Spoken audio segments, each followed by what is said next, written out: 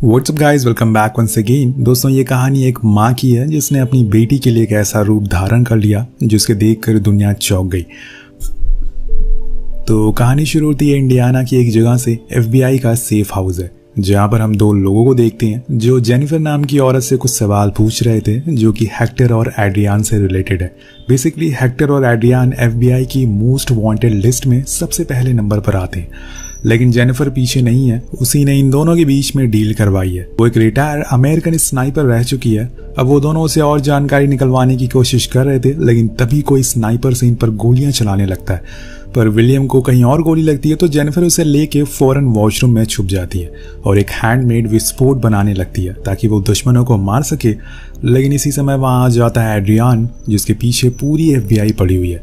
यहाँ उसे पता चलता है कि जेनिफर माँ बनने वाली है, इसलिए वो उसके पीठ में चाकू मार देता है और उसे इस बात का जरा भी पछतावा नहीं था। लेकिन तब तक वो नीड फट जाता है और एड्रियान उसमें जल जाता है। लेकिन जेनिफर ने शार ऑन कर लिया था जिससे कि वो बच जाती है और इसी पल हमें कहानी का नाम बताया जाता है जो है द मदर।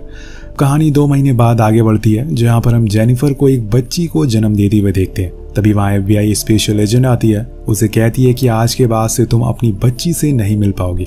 इस बात से वो बहुत गुस्सा होती है, लेकिन वो उन्हें बताती है कि एड्रियान अभी भी तुम्हारे पीछे पड़ा हुआ है। उसने हमारे 7 सबसे अच्छे एजेंट मार दिए और अब वो तुम्हारे पीछे आएगा। इसमें हम उस बच्ची की जान खतरे में नहीं डाल सकते और इसीलिए तुम्हें इस पेरेंटल गाइड टर्मिनेशन फॉर्म पर साइन करना होगा और आगे से इस बच्ची से तुम्हारा कोई भी अधिकार नहीं होगा।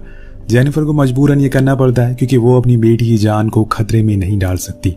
उसके साइड वाले रूम में विलियम भी लेटा था जिसकी जान उसने बचाई थी। वो उसे जाकर कहती है कि मेरी बेटी की अच्छी से देखभाल करना।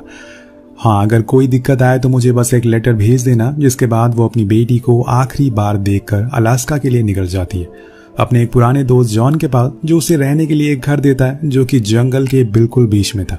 लेकिन जब जॉन जाने लगता है तो वो उसे कहती है कि आज से ना तुम मुझे जानते और ना ही मैं तुम्हें। अब वो वहीं अपना गुजारा करती है, वो शिकार करती है और उसे ही अपने खाने में लाती है। ऐसी उसकी जिंदगी गुजर रही थी। लेकिन 12 साल बाद उसके पास एक लेटर आता है जिस पर एक कार्गो प्लेन का नंबर था और उसका टिकट भी था। ये इशारा उसके लिए काफी था कि अब उसकी बेटी की जान खतरे में है और इसीलिए धीरे धीरे वो अपने पुराने अवतार में आना शुरू कर देती है और खुद को मजबूत बनाती है। फिर एक दिन वो हवाई एयरपोर्ट पर पहुंचती है जहां पर उसे विलियम मिल जाता है, जो उसे सारी कहानी बताता है कि कुछ दिन पहले जब उसके लोगों ने हेक्टर और एड्रियान के अड्डे पर रेड मारी थी तब उन्हें वहां पर करोड़ों के हथियार मिले। लेकिन उसके साथ साथ हमें तुम्हारी बेटी की फोटो भी मिली, जो आज पूरे 12 साल बाद जेनिफर अपनी बेटी की फोटो देख रही थी। अब वो बहुत बड़ी हो चुकी है। वो विलियम को उसका नाम पूछता है तो वो जोई बताता है और उस दिन के बाद वो जोई के ऊपर साय की तरह नजर रखना शुरू कर देती है। उसके स्कूल जाते टाइम, उसके सोते टाइम, उसके खेलते टाइम। ऐसे ही एक दिन जब वो पार्क में खेल रही होती है तभी वहां पर एक रेड कलर की वैन आकर रुकती है और उस पर जेनिफर की नजर थी, इसलिए वो फौरन अपनी स्नाइपर निकाल लेती है और एम करके बैठ जाती है। लेकिन उसी समय वहां पर एक और वैन आती है और उसमें से 2 लोग बाहर निकलते हैं जो जोई की तरफ बढ़ते हैं। लेकिन इतने में जेनिफर दोनों की खोपड़ी उड़ा देती है। ये देखकर हमें पता चलता है कि वो अपने काम में कितनी माहिर है। अब वो किसी को छोड़ने वाली नहीं है। वो एक एक करके सभी को मारना शुरू कर देती है, पर उसमें से एक आदमी उसे देख लेता है जिसकी वजह से उसे छुपना पड़ता है और इसी मौके का फायदा उठाकर वो लोग जोई को उठा लेते हैं। उसकी नजरों से ओझल हो जाते हैं। लेकिन अब उनके कुछ साथी जेनिफर के पीछे पड़ चुके थे। वो एक कार के पीछे छुप जाती है, पर एक आदमी उसे देख लेता है तो वो फौरन उसी कार को उस पर चढ़ा देती है। लेकिन इतने में वहां पर पुलिस पहुंच चुकी थी तो जेनिफर को कार छोड़कर भागना पड़ता है। वहां विलियम उसका इंतजार कर रहा था जो उसे सही सलामत बचा कर ले जाता है। इसके बाद वो उस लेडी के घर भी जाती है जो आज तक जोई को पाल रही थी और अभी तक जोई को यही लगता है कि यही उसकी रियल मॉम है। अब यहाँ से बाहर निकलते टाइम उसे विलियम मिलता है जो उसे नया पासपोर्ट देता है और बताता है कि हमें क्यूबा चलना होगा। वहीं हमें वो बंदा मिलेगा जो जोई को उठा कर ले गया। इसलिए वो दोनों अब अगले दिन सीधा क्यूबा पहुंचते हैं। वहां के सबसे मशहूर क्लब में रुकते हैं। उन्हें खबर मिलती है कि वो आदमी यहीं अक्सर आता है और लकीली उस समय भी वो आदमी वहीं मौजूद था। अब क्या था, जेनिफर उसे पकड़ लेती है, लेकिन तभी उसके आदमी विलियम को मारना शुरू कर देते हैं। इसी का फायदा उठाकर वो वहां से भाग जाता है, लेकिन जेनिफर उसे नहीं छोड़ने वाली थी। वो उसका बाइक से पीछा करती है और उसे टक्कर मारकर पकड़ लेती है। फाइनली उनके कब्जे में वो आ चुका था। वो दोनों उसे वेयर हाउस ले जाते हैं और वहां उसे बहुत मारते हैं जिससे वो जोई का पता बता दे। लेकिन वो भी एक ढीठ आदमी था, वो मुंह नहीं खोलता और आखिर में जेनिफर उसे शूट करने की धमकी देती है। तब वो अपना मुंह खोलता है और कहता है कि हेक्टर उसे अपने फार्म हाउस पर ले गया है, लेकिन अब तक तो उसने उसे मार भी दिया होगा क्योंकि तुमने उसका बहुत नुकसान किया है। और अब इतना सुनते ही जेनिफर उसे शूट कर देती है। वो बहुत गुस्से में आ चुकी थी। जिससे कि विलियम उस पर बहुत चिल्लाता और कहता है कि कम से कम इससे तो फार्म हाउस का एड्रेस ले ली थी। लेकिन यहाँ जेनिफर पूरी कॉन्फिडेंट थी कि वो अपनी बेटी को बचा लेगी। इसके बाद वो दोनों होटल चले जाते, लेकिन अब विलियम के अंदर ये सवाल पनप रहा था कि आखिर वो लोग तुम्हारे पीछे क्यों पड़े। तब जेनिफर बताती है कि मैं पहले एक अमेरिकन स्नाइपर हुआ करती थी, मेरी पोस्टिंग अफगानिस्तान में हुई थी। उस समय मेरा सीनियर एड्रियान था, मैं अपनी टीम में सबसे बेहतर थी, इसी वजह से वो मेरी तारीफ किया करता था और ऐसे ही हम दोनों एक दूसरे के करीब आ गए। लेकिन कुछ समय के बाद मेरी रिटायरमेंट नज़दीक आने लगी, तभी मुझे एड्रियान और तालिबान लोगों के नेटवर्क के बारे में पता चला। लेकिन ये मैंने किसी को नहीं बताया। मैंने उसी हेक्टर नाम के आदमी से मुलाकात करवाई जो यूएस आर्मी के कुछ हथियार दुश्मनों को भेज रहा था और इसके बदले में मुझे अच्छे पैसे भी मिलने वाले थे, जिसे लेकर कहीं दूर मैं शिफ्ट होना चाहती थी। लेकिन एक दिन मुझे इनके प्लान में, इनके बिजनेस में कुछ गड़बड़ी लगी। जब मैंने माल जाकर चेक किया तो मुझे पता चला कि कंटेनर के अंदर कुछ बच्चे कैद थे जिन्होंने कई सालों से खुद को साफ नहीं किया था और भूखे थे। अब ये देखकर मुझे वहीं उल्टियां होना शुरू हो गई। मैंने ये बात पुलिस को नहीं बताई क्योंकि अगर ऐसा होता तो हेक्टर सभी बच्चों को मार देता और इसीलिए मैंने उनका साथ छोड़ दिया और एफबीआई को उनके बारे में पता चल गया। वो उसी डील के बारे में बात करी थी जिसे हमने कहानी की शुरुआत में देखा था। जिसके बाद वो दोनों मेरे पीछे पड़े हुए हैं। वो चाहते हैं कि मैं उनके साथ फिर से मिल जाऊं, पर ऐसा अब नहीं होने वाला है। अब ये सब सुन के विलियम शॉक था, लेकिन तभी उसके पास मैसेज आता है और उन्हें हेक्टर का फार्म हाउस का पता मिल जाता है। जिसके बाद दोनों वहां पहुंचते हैं, लेकिन वहां बहुत ही टाइट सिक्योरिटी थी। वो ये भूल गए थे कि जेनिफर एक रिटायर्ड स्नाइपर है। वो एक एक करके सभी को गिराना शुरू कर देती है और फिर ये दोनों अंदर घुस जाते हैं। इन्हें कुछ ही देर बाद जोई का वो कमरा भी मिल जाता है जिसके अंदर उसे कैद करके रखा गया था। वो लोग फौरन उसे बाहर निकालते हैं, लेकिन वो जेनिफर के पास नहीं आती। उसे लगता है कि ये भी उन्हीं के साथ मिली हुई है, लेकिन वह विलियम को पहचानती थी क्योंकि उसके घर पर वो कई बार आ चुका था। विलियम चलने को बोलता है, पर यहाँ जेनिफर का अभी भी कुछ काम बाकी था। वो ऊपर जाती है और हेक्टर को ढूंढने में लग जाती है, लेकिन वो उसका पहले से इंतजार कर रहा था। वो जैसी आती है वो उस पर बंदूक तान देता है और यहाँ पूरे 13 साल बाद हेक्टर जेनिफर को देखता है और कहता है कि मैंने तुम्हें कितना मिस करा। मैंने तो जोई को भी बता दिया कि मैं ही तुम्हारा पापा हूँ, लेकिन वो यकीन ही नहीं कर रही है। जेनिफर कहती है कि तुम्हारी अभी तक झूठ बोलने की आदत गई नहीं। इसके बाद दोनों करीब आने लगते हैं और यही तो जेनिफर चाहती थी। वो जैसे ही उसे गले लगता है वो चाकू से उसके पेट पर हमला करती है और फिर पूरे घर को जला देती है और बाहर आ जाती है। यहाँ शायद उसका ये मिशन पूरा हुआ था, लेकिन एड्रियान इतनी आसानी से चुप बैठने वालों में से नहीं है। वो ज़रूर कुछ ना कुछ करेगा। उधर अब ये लोग जोई को उसके पेरेंट के पास ले जाने लगते हैं, लेकिन यहाँ पूरे रास्ते जोई बस जेनिफर को देखती जा रही थी। उसे कुछ तो महसूस होता है, लेकिन वो उसे कुछ पूछ नहीं रही थी, ना ही जेनिफर उसे कुछ बात करती है। अब वो लोग एक सुपरमार्केट रुकते हैं जहाँ पर जेनिफर उसे कुछ सामान ला कर देती है और कहती है कि तुम्हें विलियम तुम्हारे घर छोड़ देगा। लेकिन यहाँ जोई उसे पूछ ही लेती है कि क्या तुम मेरी मॉम हो, और वो मना कर देती है। यहाँ जेनिफर अपने इमोशन को कंट्रोल कर रही थी। अब विलियम जाकर जेनिफर को एक मोबाइल देता और कहता है कि टच में रहना, और जोई को लेकर निकल जाता है। लेकिन पीछे बैठी जोई अपनी मॉम को देखकर रोने लगती है और फिर से विलियम से पूछती है कि क्या वो मेरी मॉम है, लेकिन वो भी मना कर देता और कहता है कि तुम्हारी मॉम तुम्हारे घर पर तुम्हारा इंतजार कर रही है। लेकिन यहाँ जेनिफर खुद को रोक नहीं पाती और वहीं रोने लगती है और उसे रोता हुआ देखकर जोई भी देख लेती है। अब वो कहीं ना कहीं समझ जाती है कि इस औरत से उसे कुछ न कुछ रिश्ता तो जरूर है। अब विलियम जोई को लेकर टेक्सास जाने लगता है, लेकिन तभी उसकी कार टकरा जाती है। वो जख्मी हो चुका था और तभी कुछ लोग वहां पर आते हैं और जोई को उठाकर अपनी कार में ले जाने लगते हैं।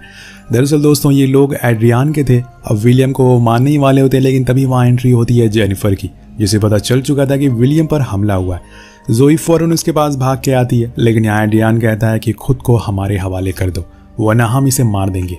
पर वो उनके पास नहीं जाना चाहती है और तब वो विलियम को शूट कर देते हैं। लेकिन तभी जेनिफर कार से लीक हो रहे पेट्रोल में आग लगा देती है, जिससे कि वहाँ एक धमाका होता है और उसी का फायदा उठाकर वो जोई को लेकर निकल जाती है। अब वो दोनों एक रेस्टोरेंट में रुकते हैं जहाँ जेनिफर जोई की दूसरी मॉम को कॉल लगाकर उन्हें बताती है कि अब थोड़ी दिन तक जोई मेरे साथ रहेगी, क्योंकि उन लोगों ने अब विलियम को भी मार दिया। अब वो भी कुछ नहीं कहती क्योंकि उन्हें पता था कि जोई उनके पास सबसे ज्यादा सेफ है। अगले सीन में जेनिफर एक कार रेंट करती है क्योंकि अब वो अपनी बेटी को लेकर अलास्का जा रही है, जहाँ पर वो बस और जोई ही अकेले रहने वाले हैं। कुछ समय के बाद वो लोग पहुंच जाते हैं, लेकिन अपने घर जाने से पहले जोई जॉन की शॉप पर रुकती है। वहां से कुछ खाने पीने का सामान लेती है क्योंकि अब कुछ दिनों के लिए जोई यहीं रहेगी जब तक सब कुछ ठीक नहीं हो जाता। घर पहुंचने पर वो सबसे पहले जोई के लिए खाने का इंतजाम करती है जो कि उन्हें शिकार करके मिलेगा। वो और जोई दोनों ही शिकार पर जाते, लेकिन डियर को मारते हुए जोई को बिल्कुल अच्छा नहीं लगता और जब वो उसे डियर को खाने को कहती है तो वो मना कर देती है और बताती है कि मैं वेजिटेरियन हूँ। लेकिन यहाँ जेनिफर उसे समझाती है कि कुछ दिन तक मैं तुम्हारे जैसी थी, लेकिन जब किसी को खाने को नहीं मिलता तो जो सामने हो उसे ही खा लेना चाहिए। वेल अब अगले दिन वो मॉर्निंग में जोई को कार चलाना भी सिखाती है ताकि अगर उसे कुछ हो जाए तो वो यहाँ से बाहर निकल सके। अब एक दिन जोई भेड़ियों को बच्चों को डॉग समझकर उसे खिलाने लगती है, लेकिन तभी वहाँ भेड़िया आ जाता है और उसके पीछे भागने लगता है। लेकिन तब तक वहाँ जेनिफर पहुंच जाती है और उसे शूट कर देती है, जिससे कि उसकी जान बच जाती है। ये बात जोई को पसंद नहीं आती क्योंकि वो हर जानवर को मार देती है, लेकिन यहाँ जेनिफर उसे समझाती है कि वो नकली गोली थी, बस आवाज करने के लिए मैंने उसे मारा था। अब यहाँ वो उसे स्नाइपर चलाना भी सिखाती है और बॉन्ड बनाने की कोशिश करती है, लेकिन वो स्नाइपर नहीं चला पाती और घर आकर जेनिफर को उल्टा सीधा कहने लगती है। वो उसी पे बंदूक तानती हुए कहती है कि मुझे अपनी मॉम के पास जाना है, पर जेनिफर उसे शांत करवाती है और बताती है कि तुम्हें कुछ नहीं पता इस दुनिया के बारे में, कुछ दिन तक तुम्हें मेरे साथ रहो, उसके बाद मैं तुम्हें तुम्हारी मॉम के पास छोड़ दूंगी, ये मेरा वादा है। अब 1 महीने ऐसे ही बीत जाते हैं और एक दिन वो जोई देखती है कि भेड़िए के बच्चे भी बड़े हो गए, लेकिन उनकी मॉम जख्मी है। वो उसकी मदद करने को कहती है, पर जेनिफर उसे मना करती है और कहती है कि ये नेचर का उसूल है, हम इसमें कुछ नहीं कर सकते। इसके बाद हम देखते हैं कि जोई ने स्नाइपर चलाना भी सीख लिया है। अब एक दिन जब जेनिफर सोकर उठती है तो देखती है कि वहां पर जोई नहीं है। वो फौरन बाहर जाती है तो देखती है कि वो भेड़ियों के बच्चों को खाना खिला रही है, लेकिन तभी एक बच्चा उसके हाथ पे काट लेता है, जिसकी वजह से वो तुरंत उसे हॉस्पिटल लेकर जाती है, जो कि पास में ही था। वहाँ डॉक्टर उसके हाथ में स्टिचेस लगाते हैं। जेनिफर से कहते हैं कि ये बहुत ही बहादुर लड़की है, लेकिन यहाँ जोई एक गलती कर देती है, वो अपना असली नाम उन्हें बता देती है, जिसके बाद अब खतरा कभी भी आ सकता है। जेनिफर उसे लेके फौरन जॉन के पास जाती है और उसे बताती है कि उन्होंने इसका नाम अपने कंप्यूटर में डाल लिया है और मैं कोई रिस्क नहीं ले सकती, इसलिए इसे कुछ दिनों तक तुम्हारे पास रखना होगा, यहाँ से मैं जा रही हूँ। उसे जाते देख जोई उसे बहुत बुरा भला कहती है, लेकिन जेनिफर उसे कुछ नहीं कहती क्योंकि उसे ये अच्छे से पता है कि ये सब जो कुछ भी हो रहा है सब उसकी ही गलती है। अब उसके जाने के बाद जोई जॉन से पूछती है कि अब हम कहाँ जा रहे हैं, तो वो बताता है कि ये तो हमें भी नहीं पता, बस हमें यहाँ से दूर जाना है। पर कुछ समय के बाद एड्रियान के लोग को पता चल जाता है कि असल में जेनिफर उसकी बेटी कहाँ है, इसलिए वो अपनी आर्मी लेकर इनके पीछे पड़ चुके थे और उसे जाते देख जॉन देख लेता है, इसलिए वो तुरंत उसे बता देता है और वो रेडी हो जाती है। इधर जोई जॉन के रूम में चली जाती है, जहाँ पर उसे कुछ जेनिफर के लेटर्स मिलते हैं, जिसे पढ़ने के बाद उसे पता चल जाता है कि उसकी असली माँ कोई और नहीं बल्कि जेनिफर ही है, इसलिए वो जॉन को बिना बताए कार लेकर निकल जाती है। ये बात जॉन जेनिफर को बता देता है कि जोई तुम्हारी तरफ आ रही है। उधर एड्रियान के लोग जेनिफर के घर पर हमला करते हैं और उन्हें पूरी तरह से जला देते हैं। उन्हें लगता है कि जेनिफर यहीं पर छुपी है, लेकिन वो यहाँ पर नहीं होती, बल्कि जेनिफर तो बाहर थी। अब वो एक एक करके सभी को मारना शुरू करती है, लेकिन तभी उसे रेडियो पर मैसेज सुनाई देता है कि हमने जोई को पकड़ लिया है। अब वो फौरन उसे बचाने के लिए निकल जाती है और कुछ ही देर बाद उसे बचा भी लेती है। इसके बाद वो लोग उसी स्नाइपर पॉइंट पर पहुंच जाते हैं जहां पर जोई प्रैक्टिस किया करती थी। वहां से वो एक एक करके सभी को एम से मारना शुरू करते हैं, लेकिन तभी एड्रियान का मैसेज जेनिफर के पास आता है। उसे पता चल चुका था कि वो कहां पर है और इसीलिए वो कहता है कि हमारी बेटी को भी तुमने स्नाइपर चलाना सिखा दिया, चलो अच्छा है। अब उसकी ये बात जोई भी सुन लेती है और उसे पता चल चुका था कि उसके मॉम डैड कौन है। इसके बाद एड्रियान जेनिफर को नीचे आने को कहता है, वरना वो उसकी बेटी को मार देगा, इसलिए वो नीचे आती है, लेकिन उनके बीच में लड़ाई होना शुरू हो जाती है और इसे जोई देख लेती है। वो अपनी मॉम को बचाने के चक्कर में गोली तो चलाती है, लेकिन वो जाकर उल्टा उन्हें ही लग जाती है, जिससे वो बेहोश हो जाती है और इसी का फायदा उठाकर एड्रियान जोई को उठाकर ले जाने लगता है। लेकिन जेनिफर के अंदर अभी भी जान बाकी थी और जब तक वो जिंदा है वो अपनी बेटी को तो जाने नहीं देगी। वो उसे दूर जाते हुए देख रही थी, इसलिए वो एक बार फिर से बंदूक उठाती है और शूट करने की कोशिश करती है, लेकिन उसके हाथ में गोली लगी थी, इसलिए वो सही से एम नहीं कर पाती। अब दूसरी बार वो पूरा आराम से लेट कर एम करती है और इस बार वो गोली चलाती है जो जाकर लगती है सीधा एड्रियान की खोपड़ी में और यहाँ उसका आखिरी दुश्मन भी मारा जाता है। जोई भागते हुए अपनी मॉम के पास आती है और इन्हें गले से लगा लेती है। दोनों रोने लग जाते हैं और ये पहली बार था जब जेनिफर ने अपनी बेटी को गले से लगाया था। सीन शिफ्ट होकर पहुंचता है टेक्सास पर, जहां पर हम देखते हैं कि जेनिफर ने जोई को उसके पेरेंट्स के पास छोड़ दिया क्योंकि जोई पर उनका ज्यादा हक है और उन्हीं के साथ उसे रहना चाहिए, लेकिन वो उसे दूर नहीं जाती बल्कि 24 घंटे उस पर नजर रखती है। अगर कुछ भी हुआ तो वो उसके सामने आकर फिर से खड़ी हो जाएगी और उन्हें सब बुरी बलाओं से बचाएगी। और इसी के साथ ये कहानी यही खत्म हो जाती है। वेल, आपको कैसी लगी नीचे कमेंट करके जरूर बताएगा। मिलते हैं आपसे अगले वीडियो में। Peace out.